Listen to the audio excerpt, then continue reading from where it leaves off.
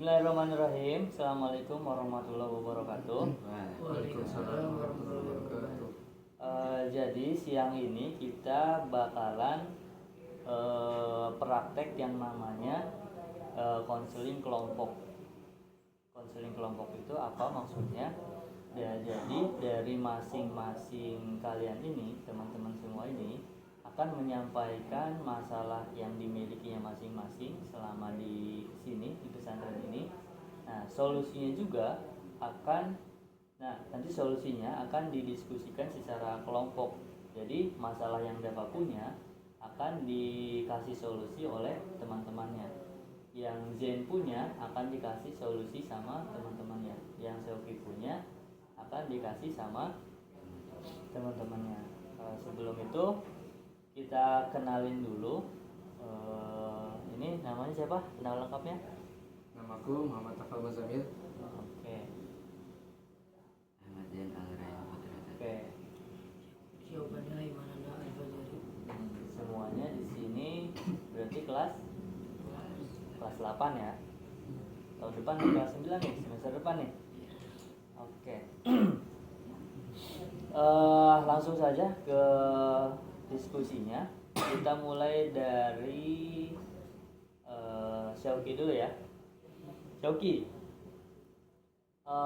selama di Jagat ini 2 tahun di Jagat, ada kendala apa yang Syauki punya? Kalau di asrama itu kadang-kadang hampir banyak yang kamar AC-nya panas.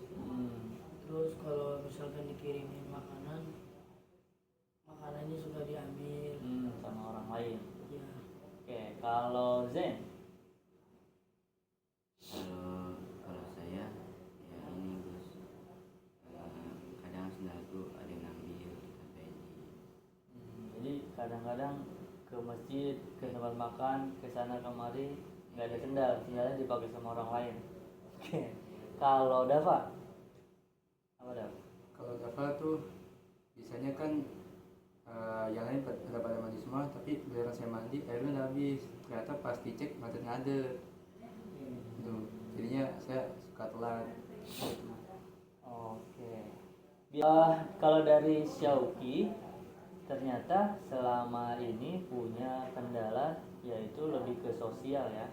Ketika habis dijemuk mungkin misalnya dibawain makanan banyak dari rumah, ternyata ditaruh di loker atau di lemari, pas Syauki mau makan ternyata nggak ada makanannya. Betul seperti itu? iya. Oke, biasanya yang sikap yang diambil Syauki apa? Pertama diemin dulu, tapi kalau udah berlebihan baru dilaporin. Tapi kalau misalkan ketahuan kita tegur buat kami.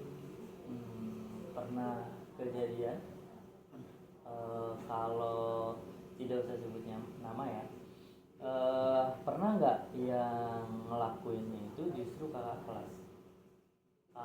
Kalaupun pernah, apa yang sudah dilakukan? Cuma bilang ya cuma teman doang sih, mau guru juga males, nanti ceritanya tambah panjang. Soalnya segen juga kan ke kakak kelas mungkin kan. Oke. Kalau Zen nih, pernah nggak di suatu ketika sendal Zen itu digosok, Zen sendiri ngegap nih orangnya, pernah nggak gitu? Pernah. Kakak kelas apa adik kelas? Apa temen? ya semuanya pernah sih. Semuanya pernah. Berarti sering kayaknya nih. Nah, di kondisi seperti itu apa yang sikap yang Zen ambil? Kalau buat temen biasanya langsung minta bagi. Terus kalau misalnya ada kelas ditegur. Kalau abang kelas sama sih ditegur juga, cuma ya lebih sopan. Kalau dilaporin ke guru asrama? Pernah? Belum pernah. Oke. Sekarang Dava, di tengah kendala air yang suka mampet itu, kan mandinya gantian nih. Nah, dari kondisi teman-teman sekamar, solusi apa yang pernah diambil? Misalkan airnya ditampung dulu, mandinya gantian atau cepet aja mandinya, nggak usah lama-lama gitu. Apa gimana? Solusi apa yang pernah diambil sama teman sekamar ya? itu teman sekamar saya pernah bilang, mending daripada ente telat terus, coba mandi subuh, siapa tahu kan bakal bisa bikin ente nggak telat. Oke. Kira-kira dari permasalahan yang Dava punya itu dengan solusinya tadi itu udah menyelesaikan masalahnya belum? Waktu itu saya pernah nyoba, ternyata cukup berhasil karena kan 3 orang mandinya sebelum berangkat sekolah, dan saya sebelum subuh, jadi kayak saya udah nggak telat lagi karena udah mandi gitu. Seperti itu. Oke, sekarang kalau misalkan Zen kalau misalkan ada di posisi Dava nih yang airnya kekurangan, Zen mau sekolah, di sekamar ada 4 orang, ternyata airnya nggak ada nih buat mandi nih. Nah, kira-kira solusi apa yang mau Zen lakuin? Kalau saya biasanya dari kamar yang udah pada mandi semua terus masih ada airnya. Kalau nggak ada airnya, biasanya mandi di masjid. Berarti solusi yang diambil itu ketika ngantri juga udah nggak mungkin, misalkan di kamar sendiri, bisa ke kamar orang lain yang udah kosong, bisa juga ke masjid ya. Oke, itu solusi banget tuh, bisa juga dipraktekin ya udah nih, ya nggak? Ya. Nah, kalau menurut Syauki nih, kalau Syauki ada di posisi Dava, kira-kira ngapain? sama aja sih kayak mandi sebelum tahajud. Terus kalau misalkan sempet dari subuh, palingan habis pulang ke asrama siap-siap sabunnya dibawa buat ke masjid. Berarti solusinya hampir sama kayak Jen. Ada tambahan dari Syauki tapi kalau misalkan nggak mau telat, salah satunya lagi adalah mandinya pas tahajud, tobat misalkan. Jadi nanti setelah subuh tinggal pakaian rapi berangkat sekolah gitu. Itu kira-kira menurut Dava gimana nih? Solusi dari mereka berdua ada yang bisa diambil nggak? Kalau menurut Zen, ya sebenarnya bisa, tapi apa ya? Yang ini dulu deh, yang ikut ke kamar orang lain. Menurut Dava bisa nggak dilakuin sama Dava?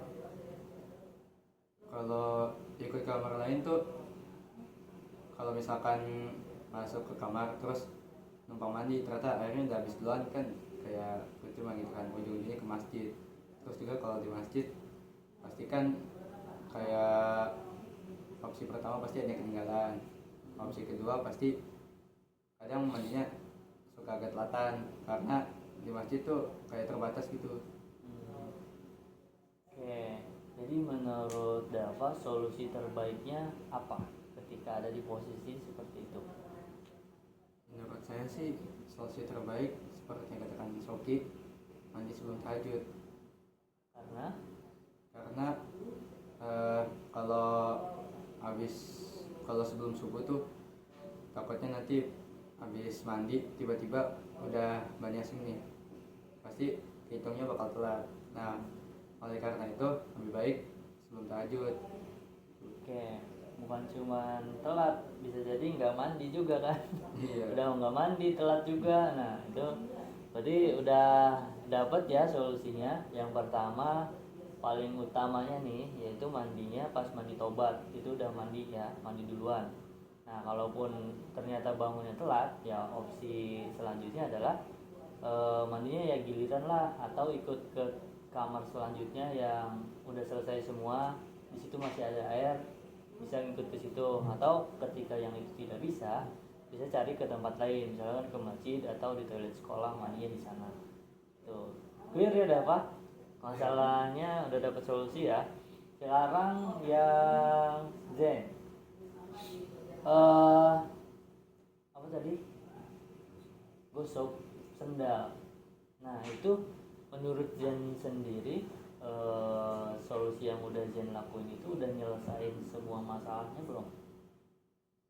Apa kadang diulangin lagi sama orang sama bahkan, apa gimana? Udah efektif belum yang Zen lakuin?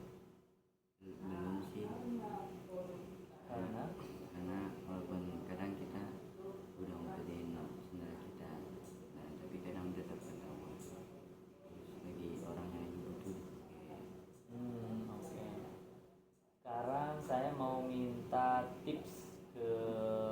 Dava dulu. Tips biar sendal nggak digosok itu gimana? Kalau gak digosok, saya waktu itu pernah dengar oleh satu orang, kalau mau sendalnya aman, coba sebelum pergi bawa plastik. Nah pas udah nyampe di tujuan, plastikin sendalnya terus dibawa. Oke, misalkan berangkat sekolah nih, pakai sepatu misalkan. Nah Iya. dari asrama bawa plastik, berangkat sekolah, pas nyampe sekolah sepatunya dibuka, nggak ditaruh rak tapi diplastikin nih. Nah kita bawa ke atas gitu misalkan, ke kelas misalkan.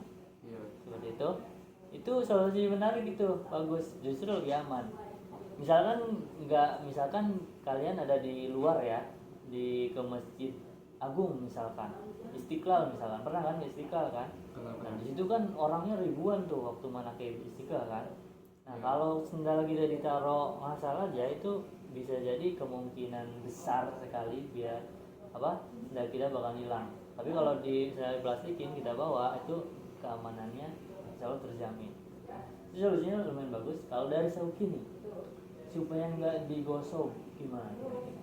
Kalau saran dari Ane, ini diumpetin yang jarang ditempatin sama orang. Berarti di tempat tersembunyi gitu ya, yang kita aja yang tahu nih. Itu juga solusi bagus. Bisa diterapin. Lu pernah ngelakuin itu? Pernah? Aman ya? Oke, nah sekarang balik lagi ke Zen. Dari saran yang dikasih sama Dava dan Sauki ini, gimana menurut Zen?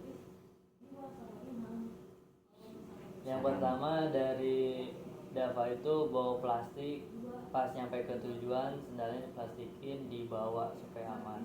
Dari Sauki sarannya adalah sendalnya ditaruh di tempat yang kita doang nih yang tahu. Gimana menurutnya? Tanggapi Dava dulu. Kalau saran dari Java bagus sih masukin ke plastik sendalnya. Cuman kalau kayak gitu kadang malah membuang sedikit waktu, jadi lebih lama gitu. Lebih ribet juga. Kadang di kelas mau ditaruh di mana nih gitu. Nah kalau sarannya Sauki, Tapi mungkin lebih efektif sih, soalnya kan jarang juga yang tahu, cuma kita. oke, berarti kesimpulannya di masalah yang Zen punya, solusi apa yang menurut Zen paling efektif ternyata? Ngikutin sendalnya ke tempat yang jarang Taruh di tempat yang paling aman yang kita doang yang tahu. Oke. Clear ya? Berarti bisa dilakuin ya. Walaupun sebenarnya masih ada kemungkinan kecil dan itu tetap aja hilang. Ya enggak? Sekarang Sauki. Sauki. Makanan. Gimana caranya makanan itu aman di asrama itu? Kalau dari Dava gimana caranya? Kalau biar aman ya, Soalnya kan kita hidupnya bukan kita doang kan, banyak orang kan. Gimana caranya? kalau mau aman coba dibisain dari kita tuh, coba bawa jajanan yang sedikit, ataupun kalau perlu yang jarang dimakan orang, atau lebih kelihatannya tuh kayak nggak menarik lah gitu. Oke. Yang tidak terlalu menarik baik dari looksnya atau dari gimana, oke? Yang tidak mencolok gitu. Tidak mencolok. Kalau dari Zen, Kalau dari saya mungkin makanannya bisa ditaruh di box kontainer, taruh di kontainer dan digembok. Oke, kita kembalikan lagi solusinya ke Sauki. Kira-kira dari dua saran ini gimana tanggapan Sauki? Dari Zen dulu. Kalau saran dari Zen juga, kalau ambil makan juga ribet sih, harus buka gemboknya dulu baru bisa makan. Oke. Terus kalau saran dari Bapak bisa, cuman kalau nggak mencolok gitu juga kita jarang-jarang kalau kita tuh suka makanan itu apa enggak. Iya, gitunya juga kan yang belum tentu suka gitu. Nah, menurut Sauki nih yang paling efektif itu apa ternyata? apakah ditegur orangnya atau dilaporin ke guru asrama atau apa yang paling Ini sih cuma mungkin laporin ke guru biar nggak terjadi lagi. Oke, itu udah lumayan efektif lah ya kayak gitu. Oke, setelah menyimak dan mengkomunikasikan kendala apa dari masing-masing teman-teman ini yang ada di pesantren peradaban dunia, alhamdulillah dari ketiga problem ini ketiga-tiganya juga udah dapat solusinya ya. Nah, nanti solusinya dari masing-masing itu coba dipraktekin di asrama selanjutnya lagi di kehidupan pesantren teman-teman semua, dipraktekin selama 1 minggu ke depan. Nah, minggu depan kita coba hasilnya, apakah efektif, apakah butuh solusi lagi. Oke, gitu ya. Terima kasih atas kehadirannya. Kita cukupkan sesi ini. Assalamualaikum warahmatullahi wabarakatuh. Waalaikumsalam warahmatullahi wabarakatuh. Thank you coach.